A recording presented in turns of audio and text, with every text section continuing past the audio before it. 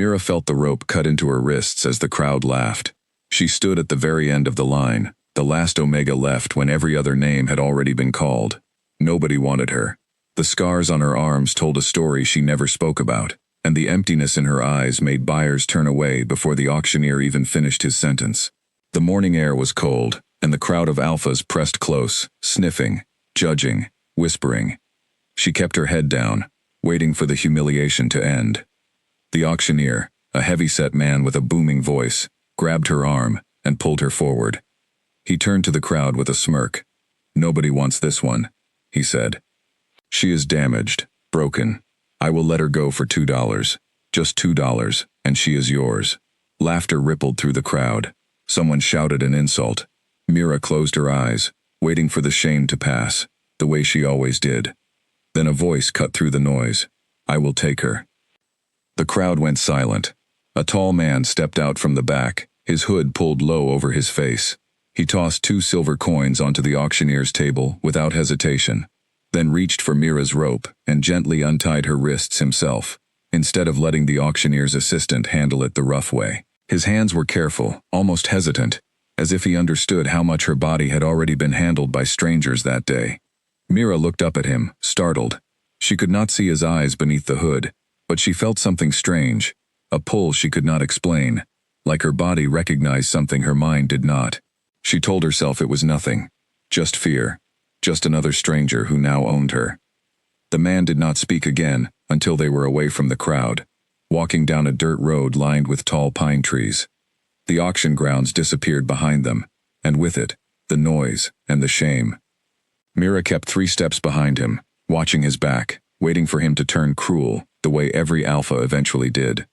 "You do not have to walk behind me," he said without turning around. "I am not going to hurt you." She said nothing. Words had stopped coming easily to her a long time ago, back when she still had a family to speak to. Now, silence was safer. Silence did not get her hurt. He stopped walking and turned to face her. Beneath the hood, she finally saw his face. He looked young, maybe 30, with sharp features and calm brown eyes that held no judgment, only a strange, quiet curiosity. "My name is Kale," he said. "I am a scout for a northern pack. I am traveling through this region looking for information. I did not plan on buying anyone today." "Then why did you?" she asked, surprising herself by speaking at all. He paused, as if even he did not fully know the answer. "Because nobody else was going to," he said finally, "and because something about you felt familiar, though I cannot explain why." Mira frowned, unsettled by his words. She had heard alphas say strange things before, usually right before they revealed some ulterior motive. She braced herself for whatever came next, some demand, some price she would have to pay for his kindness. But Kale only turned and kept walking, leaving her to follow at whatever distance she chose. They walked for hours through forest paths, past rivers and rocky hills, saying little. Mira studied him from behind, noticing the calluses on his hands, the quiet confidence in his stride, the way he occasionally glanced back to make sure she was still there, not out of possessiveness, but out of something that looked almost like concern. She had not seen concern directed at her in years. When the sun began to set, Kale stopped near a clearing and began building a small fire. Mira sat on a fallen log a distance away, watching him work. He moved efficiently, gathering dry branches, arranging them with practiced hands. She wondered how many nights he had spent camping like this, alone on the road. "We will reach my territory in 2 more days," he said as the fire crackled to life. "You can rest properly once we arrive. There will be a warm bed and real food, not the dried rations we have been eating." "Why do you care where I sleep?" she asked. "You already paid for me. I am yours now, to do with as you wish." Kale looked at her for a long moment, and something in his expression shifted, as if her words had struck a nerve. "I did not buy you to own you," he said quietly. "I do not know why I stepped forward today, but it was not to make you feel like property. You are a person, not a possession." Mira did not know how to respond to that. Nobody had spoken to her like that in 10 years, not since before the fire, before the night that had taken her family and left her with nothing but fragmented memories and a wolf-shaped birthmark on her wrist that she could never explain. She pulled her sleeve down over the mark instinctively, an old habit, and looked away from Kale's fire.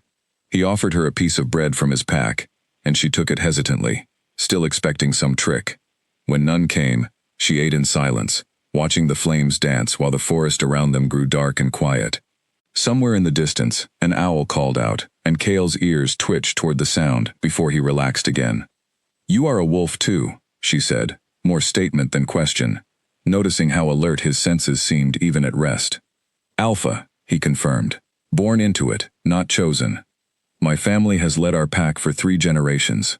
He paused, then added quietly, though the weight of that title still feels heavier some days than others. Mira studied him, wondering what burden a king could possibly carry that compared to what she had lost. She almost asked, but something in his tired expression told her that tonight was not the night for that conversation. Instead, she pulled her thin blanket around her shoulders and tried to find a comfortable position on the hard ground. Kale noticed her shivering, and, without a word, took off his own thick cloak and draped it over her shoulders, in addition to her blanket. She stiffened at the unexpected kindness, unsure how to react. "Thank you," she finally whispered, the words feeling foreign in her mouth. "You are welcome," he said simply, settling back near the fire, keeping a respectful distance between them. "Get some rest. Tomorrow will be a long day of walking." Mira lay awake long after his breathing evened into sleep, staring up at the stars scattered across the black sky. She touched the birthmark on her wrist absently, tracing its faint wolf shape, wondering, not for the first time, why it felt like an answer to a question she had never learned to ask. Something about this man, this stranger who had thrown away 2 silver coins to save her from more humiliation, felt like a thread pulling at a memory buried too deep to reach. She thought about her old life, the fragments she still carried, a woman's laughter, a man's strong arms lifting her onto his shoulders, the smell of bread baking in an oven, and then the fire, the screaming, the running through smoke-filled halls until strangers' hands grabbed her and carried her away to safety, away from everything she had ever known. After that, there had only been strangers, foster packs who saw her as a burden, and eventually, the auction block, over and over, year after year, until today. She did not know where these new memories with Kale would lead, but for the first time in a long while, she felt something other than fear settle in her chest as she finally drifted toward sleep, safe under the warmth of a stranger's cloak. The next morning, Mira woke to the smell of cooking meat. Kale had caught a rabbit at dawn and was roasting it carefully over the rekindled fire. He glanced up when he heard her stir. "Good morning," he said. "I hope you are hungry. We have a long walk ahead." She sat up, rubbing sleep from her eyes, still wrapped in his cloak. For a moment, she almost forgot where she was, almost forgot the auction block and the 2 silver coins and the strange pull she felt toward this quiet alpha. Then reality settled back in, and she straightened, pulling herself together the way she always did. They ate breakfast mostly in silence, though it was a different kind of silence than the day before, less tense, almost comfortable. Mira found herself studying Kale's face as he ate, trying to understand what kind of man would spend 2 silver coins on someone everyone else had called broken, then treat her with more respect than any alpha she had ever encountered. As they packed up to continue their journey, Kale spoke again, his tone careful. "I know you do not trust me yet," he said. "I do not expect you to. Trust takes time, and you have every reason to be cautious. But I want you to know that wherever we are going, you will not be treated as property. You will have a place, a purpose, and freedom to choose your own path once we arrive." Mira nodded slowly, still uncertain, but willing to consider his words. "Why does it matter to you?" she asked again, needing to understand his motives before she could let her guard down any further. Kale was quiet for a moment, considering his answer carefully. "Because 10 years ago, someone I loved was taken from me," he finally said, his voice heavy with old grief. "I could not save her. I promised myself that if I ever had the chance to help someone else who had been discarded and forgotten, I would take it, no matter the cost. Yesterday, at that auction, I saw that chance. I am not entirely sure why, but something told me I could not walk away." Mira felt a strange tightness in her chest at his words, though she could not explain why his story of a lost loved one stirred something so deep inside her. She said nothing, but she found herself walking a little closer to him as they continued down the forest path, the distance between them shrinking with each step, though neither of them fully understood why. By midday, they reached a small stream, and Kale stopped to let her drink and rest. As she knelt by the water, she caught her own reflection staring back at her, thin and tired, but somehow different than the girl who had stood on that auction block just one day before. She touched the wolf-shaped birthmark on her wrist again, watching the water ripple around her reflection, and wondered, with a flicker of something she almost dared to call hope, what waited for her at the end of this long road with the quiet Alpha King, who had paid $2 to save her from a life of being unwanted. 2 days later, Mira and Kale arrived at the gates of a grand stone hall, surrounded by tall wooden fences and armed guards. She had expected a modest cabin, perhaps a small pack house like the ones she had briefly stayed in before. Instead, she found herself staring up at towering walls covered in ivy, with wolves patrolling the perimeter, and banners bearing a silver wolf crest flying from every tower. "What is this place?" she asked, slowing her steps, as guards at the gate straightened at the sight of Kale approaching. "Home," he said simply, though his voice carried a strange hesitation, as if he were bracing for something. The moment they passed through the gates, every guard dropped to one knee. "Welcome home, my king," one of them said, his head bowed low. Mira froze, her mind scrambling to make sense of the words. "King." She turned to look at Kale, waiting for him to correct the guard, to explain that this was some mistake. Instead, Kale simply nodded at his men and gestured for them to rise, his expression unreadable. "You are the king," she said slowly, feeling a hot flush of humiliation creep up her neck. "You let me believe you were a scout." "I did," Kale admitted, meeting her eyes without flinching. "I did not lie to protect myself. I did it because I wanted you to know me before you knew my title. Titles change how people treat you. I wanted honesty first." Mira felt anger bubble up inside her, sharp and sudden. "You should have told me," she said, her voice rising despite herself. "I have been treated like nothing my whole life. I do not need more people deciding what I should or should not know for my own good." Kale's expression softened, and he took a step closer, though he kept a respectful distance. "You are right," he said quietly. "I am sorry. I should have told you sooner. I only wanted a few days, where you saw me as a person and not a crown. I did not think it through as well as I should have." His apology, simple and sincere, took the edge off her anger, though the humiliation remained. She wrapped her arms around herself, suddenly aware of how out of place she looked, standing in ragged clothes in the courtyard of a king's home, surrounded by guards who had clearly heard whispers about the Omega he had bought at auction. A woman with sharp eyes and neatly braided hair approached them, glancing between Kale and Mira with obvious curiosity. "This must be her," the woman said, studying Mira carefully, though not unkindly. "Word travels fast, my king. The whole pack is already talking about the Omega from the auction block." "This is Rhea, my beta," Kale said, introducing the woman to Mira. "She keeps this pack running smoother than I ever could alone. Rhea, this is Mira. She will be staying here." Rhea studied Mira a moment longer, her brow furrowing slightly, as if something about her face struck a distant chord of memory. "Welcome," Rhea said finally, though her tone carried a note of thoughtful curiosity rather than simple politeness. "We will get you settled into proper quarters, food, and clothing. You must be exhausted after the journey." Mira nodded stiffly, still uncomfortable with the attention, still processing the fact that the quiet, careful man who had shared his cloak and his rabbit with her on the road was, in fact, the ruler of this entire territory. She followed Rhea through the stone halls, aware of the curious glances from pack members they passed, whispers following in their wake. "Is it true?" she heard someone murmur nearby. "He paid $2 for her at the Ashfell auction." Another voice responded quietly. "She must be someone special if the king himself went to fetch her personally instead of sending scouts." Mira's cheeks burned, though she kept her eyes forward, refusing to let the whispers show on her face. Rhea led her to a modest but comfortable room, complete with a real bed, a wash basin, and a small wardrobe, already stocked with simple clothing. "This will be yours," Rhea said. "There are fresh clothes in the wardrobe, and a bath will be drawn shortly. Rest as long as you need. Nobody will disturb you unless you wish it." Left alone, Mira sank onto the edge of the bed, running her fingers over the soft blanket. So different from the thin, scratchy fabric she had grown used to over the years. She looked around the room, half expecting it to disappear, half expecting to wake up back on that auction block with the crowd laughing at her. But the room remained solid and real, warm afternoon light spilling through a small window. She thought about Kale's apology, The sincerity in his voice when he admitted he had hidden his identity for the wrong reasons.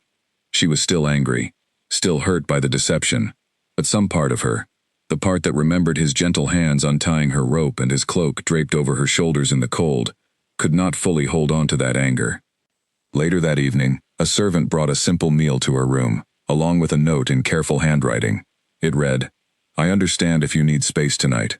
When you are ready to talk, I will be in the East Garden. No pressure, no expectations. Cale." Mira read the note twice, then set it aside, eating her meal in the quiet solitude of her new room, trying to sort through the tangle of emotions still swirling inside her. After finishing her meal, curiosity and something she could not quite name pulled her toward the East Garden despite herself. She found Cale sitting alone on a stone bench beneath a large tree, staring up at the darkening sky, looking less like a king and more like the tired traveler she had walked beside for 2 days. He looked up when he heard her footsteps, surprise and something like relief crossing his face. "You came," he said. "I have questions," she said, sitting on the far end of the bench, keeping distance between them. "If I am going to stay here, I need to understand what this place is, what you expect from me, and why you really brought me here." Cale nodded, seeming to appreciate her directness. "Ask whatever you need to ask," he said. "I will answer honestly, even if the answer is uncomfortable." "Why did you really buy me?" she asked again, needing more than the vague answer he had given on the road. The real reason, not just kindness toward a stranger. Cale was quiet for a long moment, choosing his words carefully. 10 years ago, my younger sister was taken during a raid on our territory, he said finally. "We never found her. I have spent a decade searching, following rumors, chasing false leads, hoping somehow she survived out there somewhere. When I saw you at that auction, something about your eyes, the way you carried yourself, it reminded me of her so strongly that I could not walk away. I am not saying you are her. I do not know that. But I could not ignore the possibility." Mira sat in stunned silence, absorbing his words. She thought of her own fragmented memories, the fire, the strangers who had carried her away, the years of not knowing where she had truly come from before the foster packs and the auctions began. Her hand moved instinctively to her wrist, tracing the wolf-shaped birthmark hidden beneath her sleeve. "I do not remember much from before I was 8 years old," she admitted quietly, the words coming easier than she expected. "There was a fire, people screaming. Someone carried me out. After that, there were only foster packs, and none of them wanted to keep me for long." Cale's eyes widened slightly at her words, though he kept his voice calm and steady. "Would you be willing to let my beta look into your history?" he asked gently, not to force anything, but simply to understand where you truly came from. "If there is a connection, even a small one, I would like to know." Mira hesitated, old fears rising up inside her, fear of hope, fear of disappointment, fear of another dead end after years of having nowhere and no one to call her own. But something in Cale's earnest expression, something in the quiet desperation behind his careful composure, made her nod slowly. "All right," she said, "look into it. But do not expect anything. I have learned not to expect anything good from digging into my past." Cale nodded, relief and something like fragile hope flickering across his face. "Thank you," he said quietly. "Whatever we find, or do not find, you will always have a place here. That much I promise you, regardless of the answer." They sat together in the quiet garden a while longer, the tension between them easing slightly as the stars emerged overhead, both lost in their own thoughts about pasts they barely understood, and futures neither of them could yet predict. Morning came with the sound of birdsong outside Mira's window, a sound so peaceful it almost felt wrong after years of waking to shouting voices in crowded foster dens. She lay still for a moment, listening, half convinced the calm would shatter the way it always had before. When nobody burst through her door demanding she get up and work, she slowly allowed herself to relax into the soft mattress beneath her. A knock came at her door, gentle and unhurried. Ria's voice followed. "Breakfast is ready whenever you are. No rush." Mira dressed in the simple clothes from the wardrobe, plain but clean, softer than anything she had worn in years. She studied herself in the small mirror on the wall, barely recognizing the tired young woman staring back at her. She looked less like an Omega sold for $2, and more like someone who might, someday, belong somewhere. Downstairs, the dining hall buzzed with quiet conversation among pack members eating breakfast together. Mira hesitated at the entrance, unused to communal meals that did not involve shoving and scraps. Kale spotted her from across the room and rose immediately, gesturing to an empty seat beside him. She approached cautiously, aware of curious glances following her every step. "Sleep well?" he asked once she sat down. "Better than I have in years," she admitted honestly, surprising herself with how easily the truth came out. "Good," he said, a small smile crossing his face before he turned back to his meal, giving her space rather than pressing for more conversation. As the days passed, Mira began to settle into a cautious routine within the pack. She helped in the kitchens when she felt restless, tended the garden when she needed quiet, and slowly began to learn the names and faces of the people around her. Most treated her with polite curiosity, though a few older pack members eyed her with suspicion, unsure what to make of the Omega their king had personally rescued from an auction block. One afternoon, while helping fold linens in the laundry room, an older woman named Greta spoke up without looking at her. "You know, some of us do not think it is proper. An alpha king bringing home an Omega like some stray dog he found on the road." Mira's hands stilled on the linen she was folding, old defensive instincts rising immediately. "I did not ask to be brought here," she said quietly, keeping her voice steady despite the sting of the words. Greta glanced at her, surprise flickering across her weathered face at the calm response. "Perhaps not," Greta admitted after a moment, "but you are here now, and the king seems intent on keeping you close. Just be careful you do not get too comfortable. Kings change their minds. People get sent away." "I have been sent away plenty of times before," Mira replied, resuming her folding with steady hands. "I know how to survive it, if it happens again." Greta studied her for a long moment, something shifting in her expression, perhaps a grudging respect for the quiet strength beneath Mira's guarded exterior. "Well," she finally said, softer than before, "I suppose surviving counts for something. Not everyone manages that." Later that evening, Kale found Mira sitting alone in the garden, staring up at the darkening sky, the way she often did when her thoughts grew heavy. He sat beside her without asking permission this time, though he kept a careful distance between them. "Rough day?" he asked gently. "Just people talking," Mira said, shrugging slightly. "I am used to it." "You should not have to be used to it," Kale said, frustration flickering briefly across his face. "Nobody here has the right to make you feel unwelcome. If someone said something unkind, tell me, and I will handle it." Mira shook her head quickly. "Please do not. It will only make things worse. People already whisper about the Omega the king rescued from an auction. If you start defending me publicly, they will only whisper louder." Kale sighed, running a hand through his hair, clearly torn between wanting to protect her and respecting her wishes. "Fine," he said finally. "But if it ever becomes too much, please tell me. I mean that." They sat together in comfortable silence for a while, watching fireflies drift between the garden hedges. Mira found herself stealing glances at Kale's profile, noticing the tension in his jaw, the weight he seemed to carry even during quiet moments like this. "Can I ask you something?" she said eventually, her curiosity finally overpowering her caution. "Anything," he replied. "What was she like?" she asked softly. "Your sister, the one you lost." Kale's expression shifted, old grief mixing with something gentler, almost fond. "She was fierce," he said after a moment, a small smile touching his lips despite the sadness in his eyes. "Stubborn beyond belief, always running off to explore places she was told to avoid. She used to follow me everywhere, asking 100 questions a day. Our parents said she reminded them of a small storm, impossible to predict, impossible to contain." Mira felt an unexpected warmth spread through her chest at his description, though she could not explain why the image of a fierce, curious little girl running through forests felt so strangely close to something buried deep within her own fragmented memories. "I used to run everywhere too," she said quietly, almost to herself. "When I was very small, before the fire, I remember running through tall grass, laughing at something, though I cannot remember what." Kale went very still beside her, his eyes fixed intently on her face. "Do you remember anything else?" he asked carefully, trying to keep his voice calm despite the sudden tension in his posture. Mira closed her eyes, trying to grasp at the elusive fragments floating just beyond her reach. "A woman's voice, singing something," she murmured, "and someone calling a name that was not quite Mira, though I cannot remember what the name actually was." It always slips away before I can hold on to it properly. Cale reached out slowly, as if asking permission, and gently touched her hand. Take your time, he said softly. There is no rush. Whatever the truth turns out to be, we will find it together, piece by piece, for as long as it takes.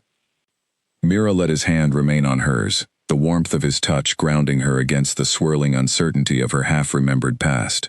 For the first time in years, she allowed herself to imagine a future where the fragments finally came together into something whole, something she could finally understand. As the days continued to pass, small moments like this became more frequent between them. Quiet conversations in the garden, shared meals where silence no longer felt uncomfortable, brief touches that lingered a little longer each time. Mira noticed herself looking forward to seeing Cale each day, though she still fought against the hope building quietly inside her chest, afraid of what might happen if that hope was ever crushed. Rhea, meanwhile, had begun quietly gathering old pack records, cross-referencing dates and names from a decade earlier, searching for any thread that might connect Mira's fragmented past to the raid that had taken Cale's sister all those years ago. She said nothing to Mira directly, not wanting to raise false hope before she had something concrete to share, but she watched the young Omega carefully whenever their paths crossed, studying her features, her mannerisms, searching for confirmation of the suspicion growing steadily within her. One evening, as Mira helped clear dishes after dinner, she caught Rhea staring at her from across the room with an intensity that made her pause. Is something wrong? Mira asked, setting down the plates she carried. Rhea hesitated, then shook her head slowly. Not wrong, she said carefully. Just thinking. You remind me of someone I used to know, a long time ago. It is probably nothing. Mira felt a chill run through her at the words, though she could not explain why. Who did I remind you of? She asked, unable to stop herself. Rhea studied her a moment longer before answering. Someone very important to this pack, she said finally. Someone we lost a long time ago. I do not want to say more until I am certain, but I promise you, if there is a connection, I will tell you everything I find. Mira nodded slowly, unsettled but strangely hopeful despite herself, and returned to clearing the dishes, her mind racing with questions she was almost afraid to ask out loud, questions that felt closer to answers than they ever had before. The following morning, Rhea called an urgent meeting in the small records room, tucked away in the eastern wing of the stone hall.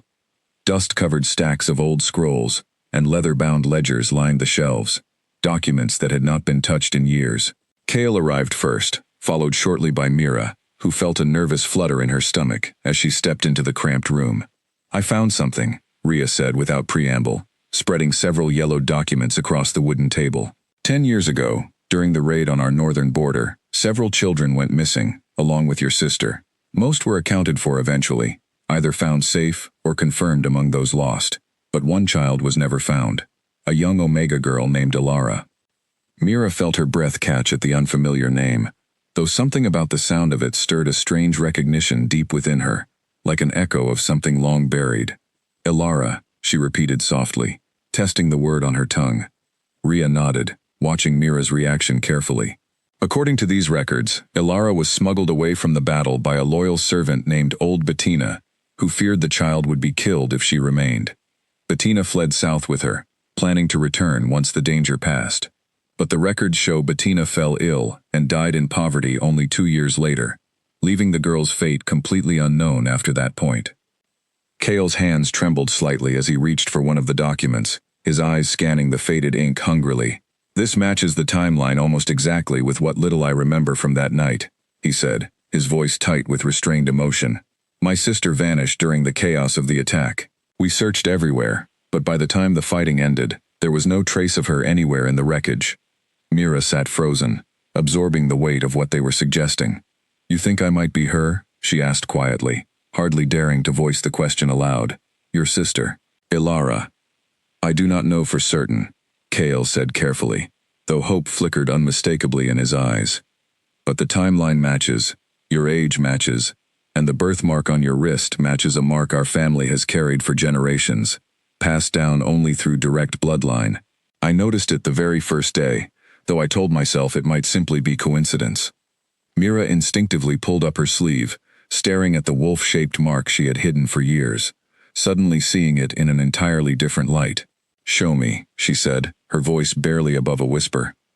Cale rolled up his own sleeve, revealing an identical wolf-shaped birthmark on his forearm, slightly larger, but unmistakably the same shape and pattern as the one on Mira's wrist. Mira stared at the two marks side by side, her mind reeling with the implications, torn between overwhelming hope and the fear of hope crushed once again. "There is a way to know for certain," Rhea said gently, breaking the tense silence. "A blood scent trial. It is an old pack tradition, rarely used now, but it can confirm direct bloodline connections beyond any doubt. It requires a small exchange of blood scent between potential family members, read by an elder who is trained specifically in the old ways." "Do we have someone who can perform this trial?" Cale asked immediately, urgency clear in his voice. "Elder Corwin still lives on the outskirts of our territory," Rhea said. "He trained under the old methods decades ago. I can send word for him to come at once, if you both agree to proceed." Cale turned to Mira, his expression softening as he took in the fear and hope warring visibly across her face. "This is your choice," he said gently.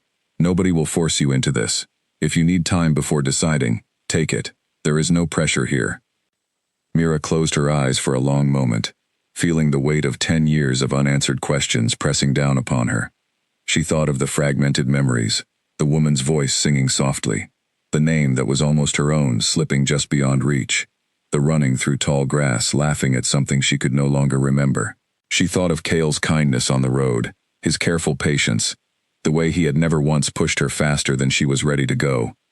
"I want to know," she finally said, opening her eyes and meeting Cale's gaze steadily. "Whatever the answer turns out to be, I need to know for certain. I cannot keep living with these fragments forever, wandering endlessly without ever finding solid ground beneath my feet."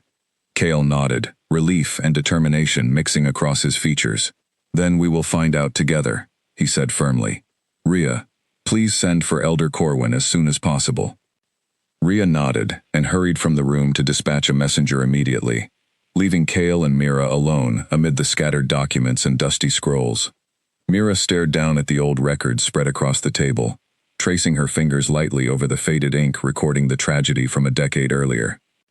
"Whatever happens," Cale said quietly after a long silence, "I want you to know that you already have a place here, regardless of what the trial reveals. I meant what I said before. You are not property, and you are not an obligation. Whether you turn out to be my sister, or simply someone I chose to help, you belong here for as long as you wish to stay."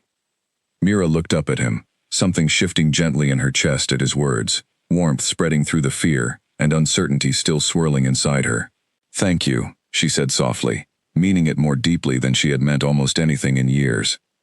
Over the following days, while they awaited Elder Corwin's arrival, Mira found herself unable to focus on much beyond the swirling possibilities now filling her mind. She wandered the gardens more frequently, sat longer beside the fire in the evenings, and found herself studying Cale's face more closely, searching for echoes of her own features, wondering if perhaps she had spent years staring at strangers who were, impossibly, her own family all along. Rhea, sensing her restlessness, sought her out one afternoon, while she sat alone by the fountain in the courtyard. "May I sit?" Rhea asked, and Mira nodded, grateful for the company despite her nervous energy. "I know this waiting is difficult," Rhea said gently. "But I want you to know, regardless of what the trial reveals, you have already earned respect within this pack through your quiet strength these past weeks. Many people noticed how you handled Greta's comments in the laundry room. Word travels quickly here, and not always the unkind kind." Mira felt a small, surprised smile tug at her lips. "I did not think anyone noticed that," she admitted.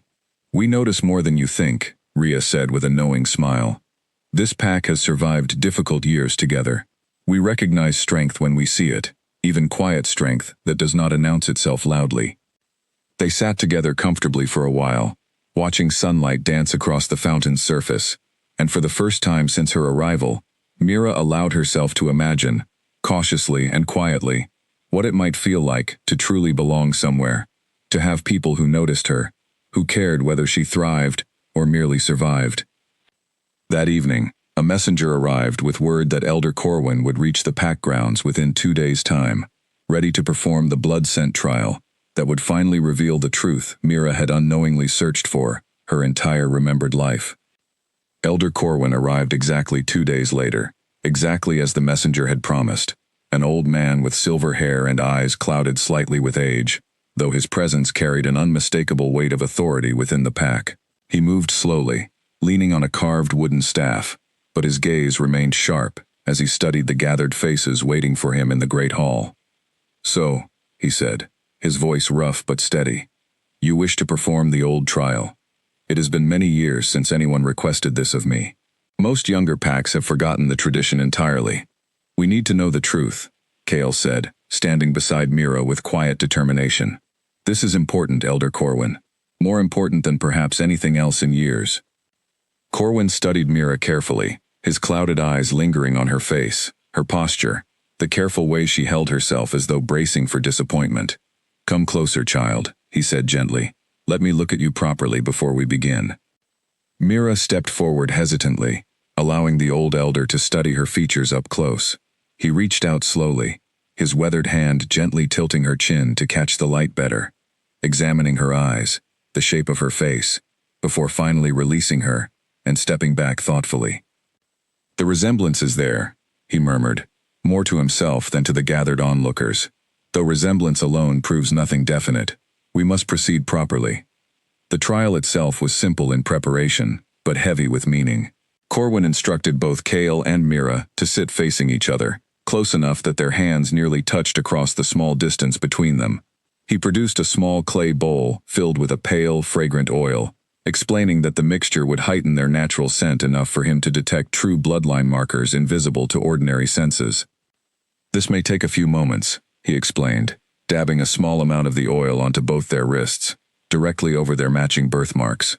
"Remain still and breathe normally. I need to properly read what the scent reveals." Mira felt her heart pounding as Corwin leaned close, first to Kale's wrist, inhaling slowly and deliberately, his expression unreadable. Then he moved to her wrist, repeating the same careful process, his aged features remaining perfectly still, as he concentrated fully on whatever information the scent provided him. The room remained utterly silent, every pack member present holding their breath collectively as they awaited the elder's verdict. Rhea stood near the doorway, her hands clasped tightly together, while Kale's fingers curled slightly where they rested on his knees, betraying the tension he otherwise kept carefully hidden. Finally, Corwin straightened, exhaling slowly, and turned to address the room. "The bloodline markers are unmistakable," he announced, his voice carrying clearly through the silent hall. "This young woman shares direct blood with the Ashwood family line. There is no doubt remaining. She is family, beyond any question the old methods can determine." The hall erupted into hushed murmurs and gasps, though Mira barely registered the reaction around her. Her entire focus narrowed onto Kale's face, watching as raw emotion broke through his usually composed expression. Tears gathered in his eyes as he stared at her, disbelief and overwhelming relief mixing together helplessly. "It is truly you," he said, his voice cracking with emotion. "After all these years, searching everywhere, following every false lead, you were right there, closer than I ever imagined possible." Mira felt her own eyes filling with tears, the weight of 10 years of unanswered questions finally settling into place. "I do not remember much," she admitted through her tears, "but something in me always knew there was more to my story than what I could recall. I just never imagined this." Corwin cleared his throat gently, drawing their attention. "There is one more matter the trial revealed," he said carefully, choosing his words with visible caution. "The bloodline connection is entirely certain, direct sibling bloodline, confirmed beyond doubt. This means, my king, that whatever bond you may have begun feeling toward this young woman was never a mate bond forming between you. It was always blood recognizing blood, siblings drawn back together after long separation, misread perhaps as something else entirely different." Kale's face went pale at the elder's words, understanding dawning slowly across his features. Mira felt her own stomach drop, memories of quiet garden conversations, gentle touches, warmth she had not fully understood suddenly reframing themselves entirely in her mind. The pull she had felt toward him from the very first moment at the auction, the connection she could not explain. It had never been romantic at all. It had been her own blood, calling out silently to family she never knew still existed. "I see," Kale said quietly, visibly processing the revelation alongside her, his expression a complicated mixture of joy and something more difficult to name. Then he looked at Mira directly, his voice steadying with genuine warmth. Elara, he said softly, testing her true name for what felt like the first time. My sister, I finally found you. Mira felt the name settle over her like something long forgotten finally returning home. Elara, she repeated softly, feeling the shape of it fit naturally in her mouth, despite years without ever hearing it spoken aloud. It feels right, she admitted through fresh tears. Like remembering something I forgot I always knew.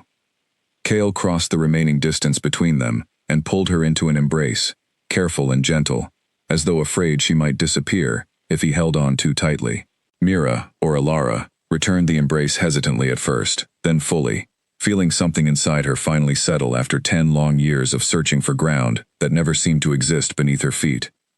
Around them, the pack members present began murmuring excitedly, the news spreading rapidly through the hall and beyond, the story of the Omega, bought for $2 at auction, now transforming into something entirely different. The lost princess finally returned home, after a decade of being presumed gone forever.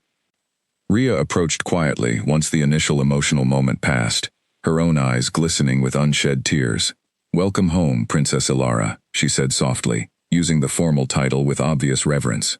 We never stopped hoping, even when hope seemed foolish. I am so glad we were right to keep believing. Elara, still adjusting to her newly recovered name and identity, managed a small, genuine smile, despite the overwhelming flood of emotions still washing through her. Thank you, she said, meaning it deeply. For everything. For not giving up the search, even after all these years. As the hall gradually cleared, pack members returning to their duties while whispers of the miraculous reunion spread throughout the entire territory, Kale remained close beside his newly recovered sister, unwilling to let her out of his sight so soon after finally finding her again. Neither of them fully understood yet what challenges still awaited them, but for the first time in 10 years, both siblings felt something resembling wholeness beginning to take root within their hearts. In the days following the trial, Elara found herself navigating a completely new reality.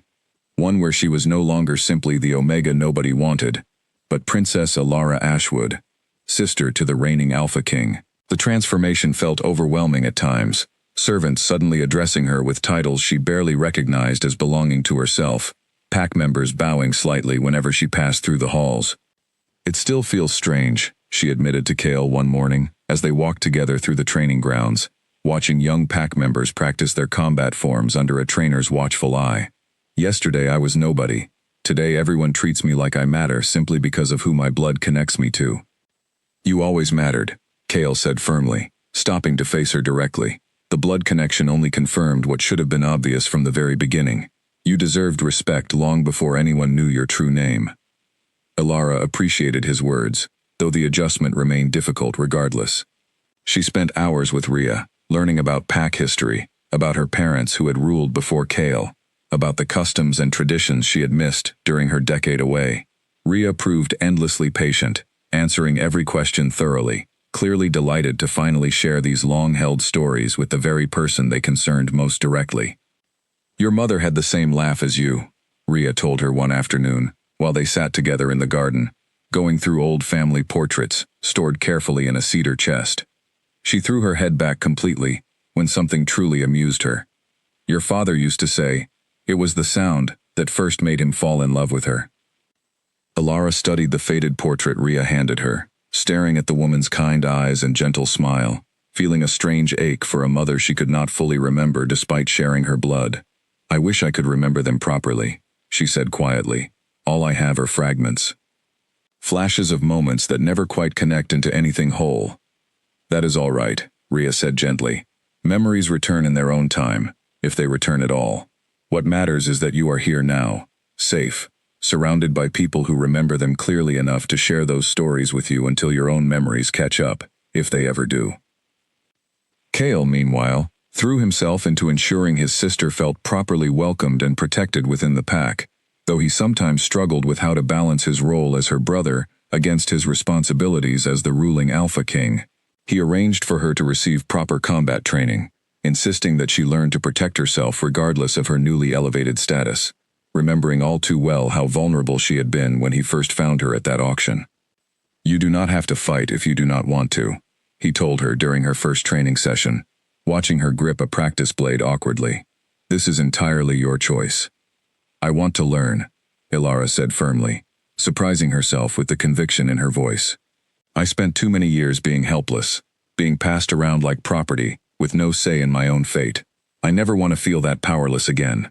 Kale nodded approvingly, pride evident in his expression, as he began patiently instructing her through basic combat forms. Over the following weeks, Ilara trained diligently each morning, gradually building strength and confidence she had never before been allowed to develop. The physical exertion also helped ease some of the emotional turbulence still churning within her as she adjusted to her new identity. During one training session, as Ilara successfully blocked a strike from her instructor for the first time, she caught sight of Kale, watching from the sidelines, with an expression of such genuine brotherly pride that something warm settled deeply in her chest. This, she realized, was what having family truly felt like. Someone who celebrated her small victories genuinely, without any ulterior motive or hidden agenda. News of Ilara's return had spread quickly beyond their own territory, reaching neighboring packs and, inevitably, reaching ears that Kale would have preferred remained unaware of the discovery. One evening, as Ilara sat with Rhea reviewing old family records, a messenger arrived bearing troubling news from a scout stationed near the border. The Valen pack has been asking questions, the messenger reported to Kale, who had joined the women upon hearing the urgent knock. They have heard rumors about the princess's return, and seem unusually interested in confirming the details. Kale's expression darkened noticeably at the mention of the Valen pack. Why would they care about such matters? Ilara asked, sensing the sudden tension filling the room. Kale hesitated before answering, clearly weighing how much to share. The Valen pack was involved in the raid that took you from us 10 years ago, he finally admitted. We never had solid proof to bring formal accusations, but suspicions have always lingered. If they are asking questions now, it likely means they are worried about what you might remember, or what your return could eventually expose about their involvement. Ilara felt a chill settle over her at his words, old fragmented memories suddenly taking on new, more sinister significance. The fire, the screaming, the raid that had torn her away from everything she had ever known. Perhaps it had not been random chaos after all, but a deliberate act orchestrated by people still living, still watching, still potentially dangerous even now. Should I be worried? She asked quietly, meeting her brother's concerned gaze steadily despite the fear beginning to stir within her. We will make certain you remain protected, Kale said firmly, determination replacing the flicker of worry that had crossed his features moments before. Whatever the Valen pack may be planning, they will find this pack fully prepared to defend what matters most. You are safe here, Ilara. I promise you that, regardless of whatever threats may emerge from the shadows of the past. Ilara nodded slowly, drawing strength from her brother's unwavering confidence, though she could not entirely shake the unease now settling deep within her. An unease that told her the peaceful adjustment to her new life might soon face challenges far greater than simply learning new names and titles. Rhea intensified her investigation, following the unsettling news about the Valen pack's sudden curiosity, determined to uncover whatever proof might have remained hidden from the original raid a decade earlier. She spent long hours combing through old records, cross-referencing testimonies collected in the chaotic aftermath of the attack, searching for any surviving witness who might finally shed light on what truly happened that terrible night.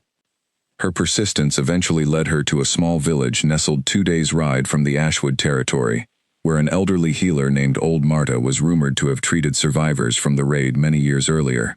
Rhea traveled there personally, accompanied by 2 trusted guards, hoping the healer might remember details that had never made it into official pack records. Old Marta, now well into her 80s but still sharp-minded, welcomed Rhea into her modest home and listened carefully as the beta explained her purpose. I remember that night well, Marta said after a long, contemplative pause. Terrible business. I treated many wounded afterward, though most of what I saw was too painful to speak of, easily even now. Do you remember anything about a servant named Bettina? Rhea asked gently, or a young girl she may have carried to safety during the chaos. Marta's expression shifted immediately, old memories clearly surfacing behind her clouded eyes. Bettina, she repeated softly. Yes. I remember her. She came through my village exactly as you describe, carrying a small girl, terrified and injured slightly, though nothing severe. Bettina told me she needed to keep moving, that staying too long anywhere would put the child at greater risk. Did she say why? Rhea pressed carefully, sensing this conversation held answers crucial to understanding the true scope of what had happened. Marta nodded slowly. She said the attack had not been a random raid at all, she said quietly. She believed it had been planned specifically to eliminate the Ashwood bloodline entirely, root and branch. She feared that if certain parties discovered the child survived, they would stop at nothing to finish what they had started that night. Rhea felt her blood run cold at the confirmation of her worst suspicions. Did she mention who might have orchestrated such an attack? She asked, though she suspected she already knew the answer waiting to be confirmed. She never said the name outright, fearing it might endanger anyone who heard it, Marta admitted. But she mentioned the attackers wore markings I recognized even then, a crest belonging to a pack from the Eastern Territories, one that had long resented the Ashwood family's growing influence and had been maneuvering for years to weaken their hold over the northern regions. The Veylan crest, Rhea said quietly, more statement than question. Marta nodded solemnly, confirming what Rhea had already begun to suspect. That sounds like the crest Bettina described to me, yes, she said, though I cannot swear to it with absolute certainty after all these years. Memory grows unreliable with age, unfortunately. Rhea thanked the elderly healer profusely for her time and her honesty, then began the long journey back to Ashwood territory, her mind racing with the implications of what she had learned. If the Veylan pack had indeed orchestrated the attack specifically to eliminate the Ashwood bloodline, their sudden interest in Alara's return took on a far more sinister meaning than simple curiosity. Upon returning, Rhea immediately requested an urgent meeting with Kale and Alara, sharing everything old Marta had revealed. The three of them sat together in the private council chamber, the weight of the healer's testimony settling heavily over the room. If this is true, Kale said slowly, processing the implications carefully, then the Veylan pack has spent 10 years believing they successfully eliminated my entire family line, save for myself. Alara's return threatens to expose their involvement in an attack that violated every treaty governing conflicts between packs. They would have every motivation to silence her permanently before she recovers memories that could implicate them directly. Alara felt fear coiled tightly in her stomach at the realization that her very existence now represented a threat to people willing to commit such violence to protect their secrets. "What do we do?" she asked, looking between her brother and Rhea for guidance. "We increase security immediately," Kale said firmly, already shifting into the decisive leadership his position demanded. "Alara does not travel anywhere without proper guard escort from this point forward. Rhea, I want additional patrols established along our eastern border, watching specifically for any Veylan activity approaching our territory." "I will handle it immediately," Rhea confirmed, rising to begin implementing the necessary precautions without delay. Once Rhea departed to organize the increased security measures, Kale turned to Alara, his expression softening slightly despite the tension still evident in his shoulders. "I know this is frightening," he said gently, "but I promise you, we will not let anything happen to you now that we have finally found each other again. You are not facing this alone." Alara nodded, drawing strength from her brother's steady presence beside her, though the fear lingered uncomfortably in the back of her mind. "I am not afraid for myself alone," she admitted quietly. "I am afraid of what it means that people out there are still willing to hurt an entire family, simply to protect old secrets. What if they come after you too? Or Rhea? Or anyone else connected to uncovering the truth?"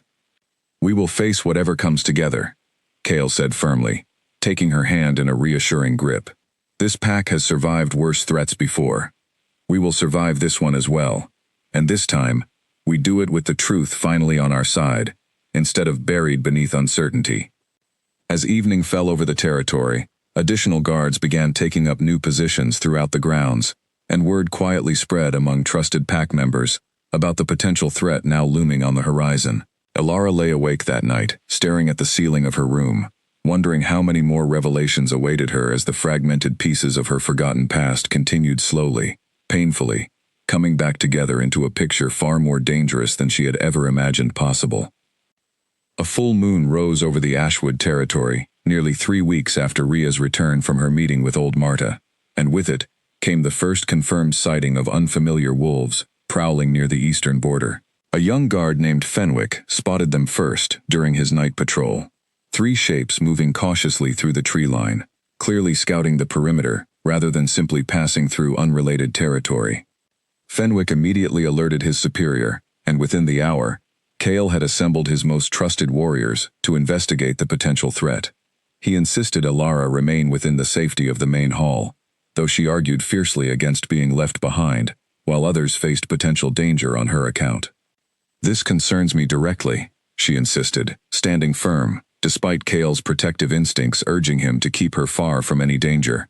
"I refuse to hide while everyone else risks themselves because of secrets connected to my own past. Let me help in whatever way I safely can." Kale studied his sister for a long moment, clearly torn between his duty to protect her and his growing respect for the strength and determination she had cultivated during her weeks of training. "Fine," he relented finally. "You may remain in the command room with Rhea, monitoring reports as they come in, but you do not leave that room under any circumstances until I confirm the threat has passed." Alara agreed to the compromise, though the waiting proved almost unbearably tense as reports trickled in throughout the following hours. The scouting wolves had retreated deeper into the forest upon realizing they had been spotted, but patrol reports confirmed their scent matched patterns previously associated with Valen pack movements. "They are testing our defenses," Rhea said grimly, studying the reports spread across the command table, "trying to determine how heavily we have increased security since Alara's return became known." 2 days later, the true danger revealed itself far more directly. Under cover of a moonless night, a small group of Valen warriors attempted to breach the eastern perimeter, clearly intending to infiltrate the grounds under darkness. Fortunately, the increased patrols Kale had ordered proved sufficient to detect the intrusion before it could progress far, and a fierce but brief confrontation ensued near the border fence. Alara waited anxiously in the command room alongside Rhea as reports of the confrontation streamed in, her heart pounding with fear for her brother's safety and the safety of every warrior currently defending the territory on her behalf. When word finally arrived that the intrusion had been successfully repelled, with the Valen warriors retreating after sustaining injuries and losing one of their own captured alive, relief flooded through her so intensely, her knees nearly buckled. The captured warrior, once brought before Kale for questioning, proved remarkably willing to speak once faced with the reality of his situation, revealing that his pack's alpha had indeed orchestrated the original raid a decade earlier, fearing the growing influence of the Ashwood bloodline within the Northern Territories. He confirmed that the recent scouting missions had been intended to assess whether Alara truly represented the threat their alpha feared she might become, given that her return could potentially expose their historical involvement in the attack. "This confirms everything Old Marta suspected," Rhea said, once the warrior had been secured properly for further questioning by pack elders. "We now have direct testimony connecting the Valen pack to the original attack, alongside their recent attempt at forceful intrusion onto our territory. This gives us solid grounds to bring formal charges before the regional council."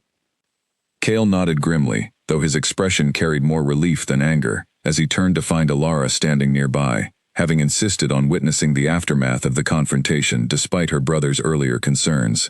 "Are you all right?" he asked immediately, crossing the distance to check on her welfare personally. "I am fine," she assured him, though her voice trembled slightly with the lingering adrenaline of the tense hours just past. "More than fine, actually. Relieved that this threat has finally been exposed properly, rather than lingering as an unknown danger hanging over everyone's heads." "We will bring this before the regional council immediately," Kale said firmly, determination replacing the exhaustion evident on his features. "With the captured warrior's testimony alongside Old Marta's account, we have more than sufficient grounds to hold the Valen pack fully accountable for their actions, both a decade ago and now." Over the following days, preparations began for presenting their case before the regional council, a gathering of pack leaders from across the wider territory who held authority to judge disputes between packs and enforce appropriate consequences for violations of the treaties governing their conduct. Rhea worked tirelessly compiling evidence, while Kale prepared to formally present the accusations that had haunted his family for an entire decade. Alara, meanwhile, found herself increasingly drawn into the preparations, offering what fragmented memories she could recall from that terrible night so long ago. Memories that, piece by piece, continued slowly resurfacing now that she understood their true significance. Small details emerged that she had never before recognized as important. The specific color of a banner glimpsed briefly through smoke, a voice giving orders in a tone she now recognized as commanding rather than simply panicked. "Every piece helps," Rhea assured her, during one particularly emotional evening, when a new fragment surfaced unexpectedly, bringing tears to Alara's eyes as old trauma resurfaced alongside the memory. You are helping build a case that will finally hold accountable those responsible for the suffering your family endured. That matters more than you may realize. Alara nodded, wiping away tears, even as fierce determination replaced her earlier fear. I want them held accountable, she said firmly, not just for what they did to me, but for everyone who suffered because of their actions that night. They do not get to hide behind secrecy any longer. As the day of the regional council gathering approached, the entire Ashwood pack rallied together with renewed purpose, preparing not just to defend against potential further Valen aggression, but to finally bring long overdue justice for a crime that had shaped their history for 10 painful years. The regional council convened in a vast stone amphitheater situated at the neutral crossing point between several major territories, a location chosen specifically because no single pack held dominant influence there. Representatives from a dozen different packs gathered in tiered seating surrounding the central speaking floor, their expressions ranging from curious to openly skeptical, as word of the serious accusations against the Valen pack had already spread widely before the proceedings even began. Kale stood at the center of the floor, Alara beside him, both dressed formally in garments befitting their status, though Alara felt distinctly uncomfortable beneath the weight of so many unfamiliar eyes studying her closely. Rhea stood just behind them, carrying the carefully compiled evidence they had gathered over the preceding weeks. The head councilwoman, an elderly alpha named a stern woman with graying hair, called the proceedings to order, her voice carrying easily across the amphitheater, despite its age-worn quality. We are gathered today to hear formal accusations brought by the Ashwood pack against the Valen pack, she announced. Alpha Kale Ashwood, you may present your case. Kale stepped forward, his voice steady despite the enormity of the moment. 10 years ago, my family's territory suffered a devastating raid that resulted in significant loss of life and the presumed death of my younger sister, he began. Recent events have revealed this attack was not a random act of aggression, but a deliberate, calculated assault orchestrated specifically by the Valen pack, intended to eliminate my family's bloodline entirely.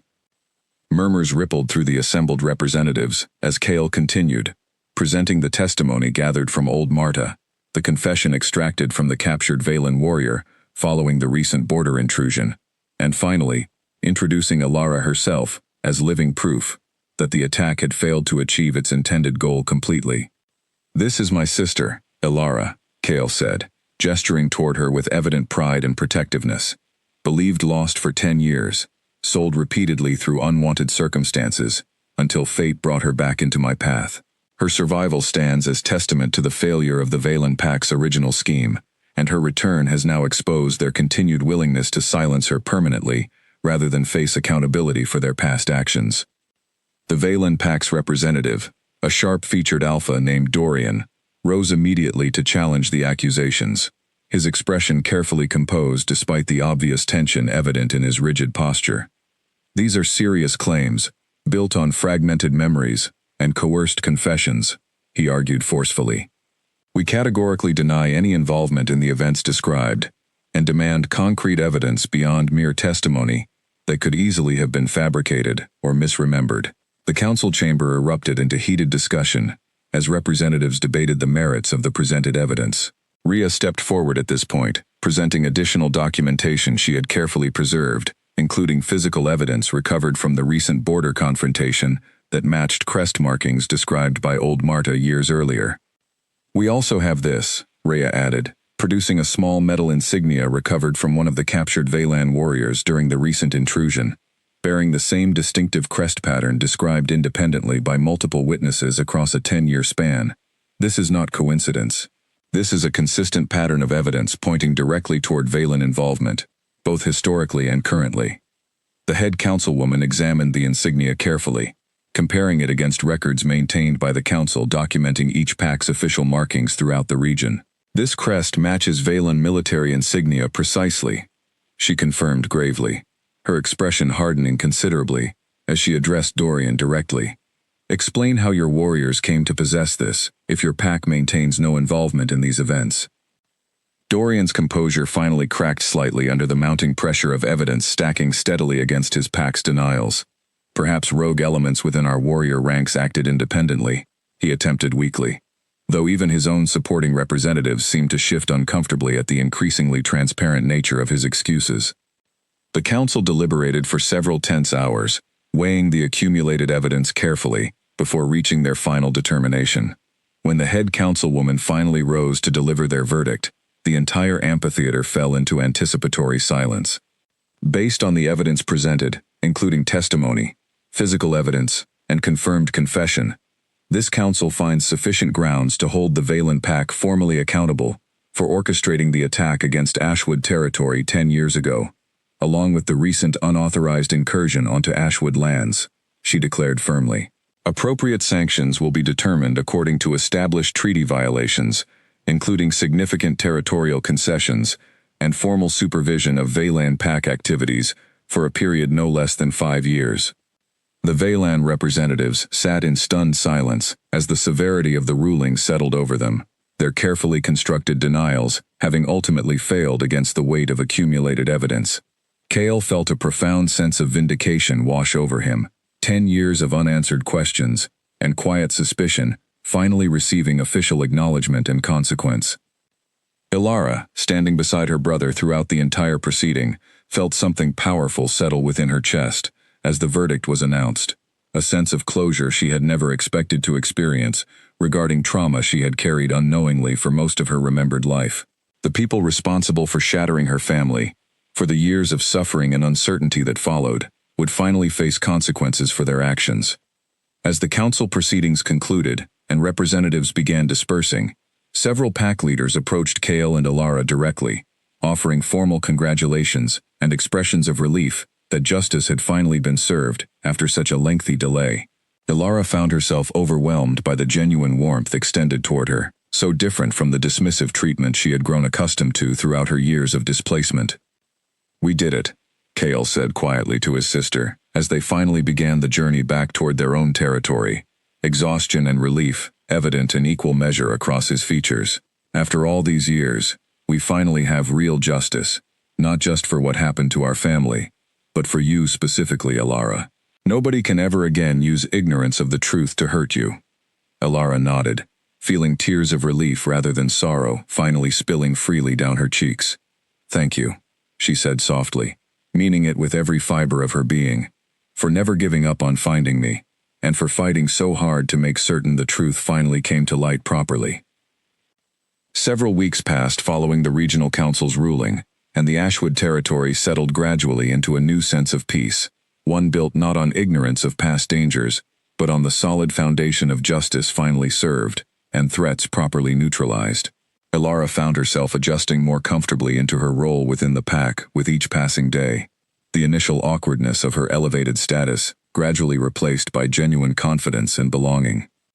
Her combat training continued diligently each morning, and she had progressed remarkably from the hesitant beginner who had first picked up a practice blade weeks earlier.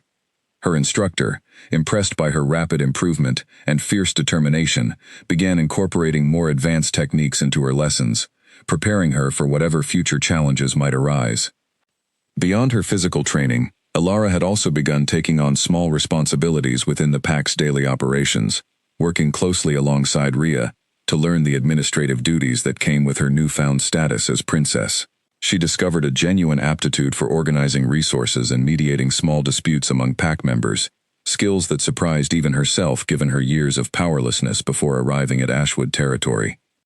"You have a natural talent for this," Rhea told her one afternoon after Ilara successfully resolved a disagreement between two pack members regarding shared grazing rights for their livestock. "Most people take years to develop the patience and fairness this work requires. You seem to have grasped it almost instinctively. Perhaps it comes from understanding what it feels like to be unheard," Ilara reflected thoughtfully. "I know how much it matters when someone actually listens properly to your concerns instead of dismissing them outright." Kale, observing his sister's steady growth and increasing confidence, felt immense pride watching her transformation from the frightened, guarded young woman he had first encountered at that fateful auction into someone increasingly secure in her own identity and capabilities. He made certain to spend quality time with her regularly, whether through shared meals, evening walks through the garden, or simply sitting together comfortably in companionable silence. During one such evening walk, as autumn began settling gently over the territory, with cooling temperatures and changing leaves, Cale broached a subject he had been considering carefully for some time. "Have you given thought to your future here?" he asked gently. "Whether you wish to remain permanently, or explore other paths now that you understand your true history?" Elara considered his question seriously before answering, appreciating that he offered her genuine choice rather than assuming her path forward. "I have thought about it," she admitted. "There was a time, not long ago, when I assumed I would always be moving, always displaced, belonging nowhere permanently. But here, with you, with Rhea, with this whole pack that has shown me such genuine acceptance, I finally feel like I have found somewhere worth staying." Cale smiled warmly at her answer, relief and happiness evident in his expression. "I am glad," he said sincerely. "Selfishly, I do not think I could bear losing you again after finally getting you back. But more than that, I want you to choose this, because it truly makes you happy, not simply because you feel obligated somehow." "I choose this because it is genuinely what I want," Elara assured him firmly. "For the first time in longer than I can properly remember, I feel like I belong somewhere completely, like I have people who care about my well-being, beyond simple obligation or convenience. That is not something I am willing to walk away from easily." As they continued their walk through the garden, Elara found her thoughts drifting back to the auction block, where this entire journey had begun, the humiliation and hopelessness she had felt standing there, while the crowd laughed, and the auctioneer joked about her worth being merely $2. She thought about how impossibly far she had traveled since that terrible day, not merely in physical distance, but in every meaningful way that truly mattered. "I used to think that day was the worst moment of my life," she said quietly, sharing the reflection with her brother as they walked. "Standing there, being sold for practically nothing, feeling like the entire world had confirmed what I already believed about my own worthlessness. And now," Cale asked gently, sensing there was more she wished to share. "Now I understand it was actually the beginning of everything good that followed," Elara said, her voice growing stronger with genuine conviction. "If you had not been there that day, if you had not seen something in me worth 2 silver coins and a chance, I would still be lost, still displaced, still believing I would never truly belong anywhere. Instead, I found my family, my history, my true name, and a place where I am valued for exactly who I am." Cale reached over and squeezed her hand gently, emotion thick in his voice as he responded. "I am the one who should be thanking you," he said softly. "You gave me back a piece of myself I thought I had lost forever. You gave our family a wholeness that has been missing for 10 painful years. Whatever gratitude you feel toward me pales beside what I feel toward you, simply for surviving, for enduring everything you faced, and for ultimately finding your way back home." They stood together in comfortable silence as the sun began setting behind the distant mountains, painting the sky in brilliant shades of orange and gold, reflecting beautifully across the garden where their conversation had unfolded. The territory around them buzzed quietly, with the ordinary sounds of pack life continuing peacefully, safe now from the shadows that had once threatened to tear everything apart.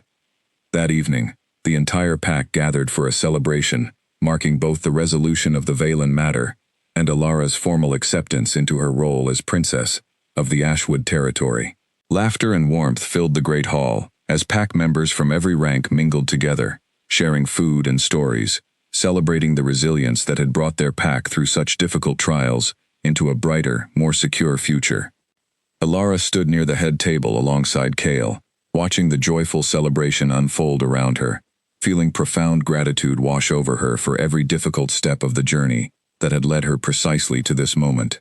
She thought about the frightened girl who had once stood silently at the very end of an auction line, believing herself worthless, unwanted, forgotten by everyone who should have loved her.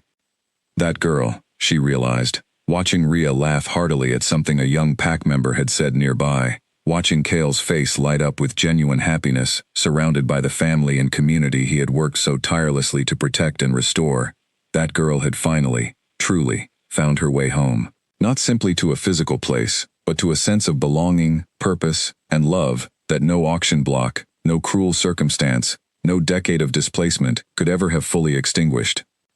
As the celebration continued late into the night, Elara allowed herself, fully and without reservation, to embrace the happiness she had once believed impossible, standing proudly beside her brother, surrounded by the family and pack she now called her own, finally home after everything that had been lost, and everything that had ultimately been found again.